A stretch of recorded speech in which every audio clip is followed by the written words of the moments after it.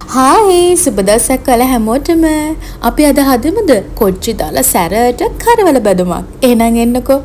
මං අද කොහොමද මගේ කරවල බැදුම හදන්නේ කියලා බලන්න. මම මෙතන අරගෙන තියෙන්නේ බල කරවල. එතකොට මේ විදිහට කෑලි කපාගෙන තියෙනවා.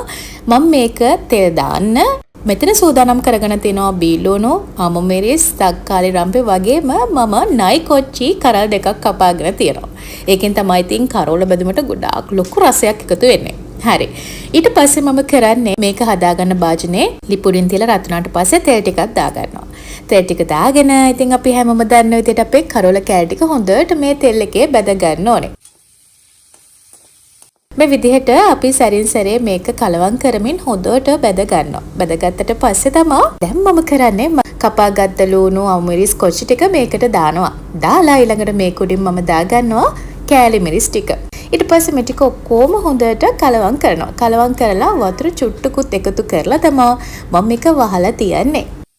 අනිතින් මගේ කරවල එක හැදිලා ඉවරයි. සුවඳත් ඒ වගේමයි.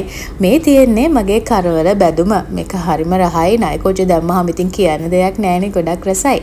මම මේ වෙලාවෙත් තමයි ලුණු එකතු කරගන්නේ. ගොඩක් නෙමෙයි චුට්ටක්. මොකද බාන්න ළඟ වෙදී තමයි මම ඕනම කෑමකට ලුණු එකතු කරන්නේ. අනිතින් දැන් මගේ කරවල එක හැදිලා ඉවරයි. රස පාටයි. අනිතක මේක ගොඩාක් සුවඳයි. දන්නවනේ ඉතින් නයි කොච්චි දැම්මහම කොහොමද රස කියලා. අනිතින් මගේ බැදුම හදාගෙන ඉවරයි.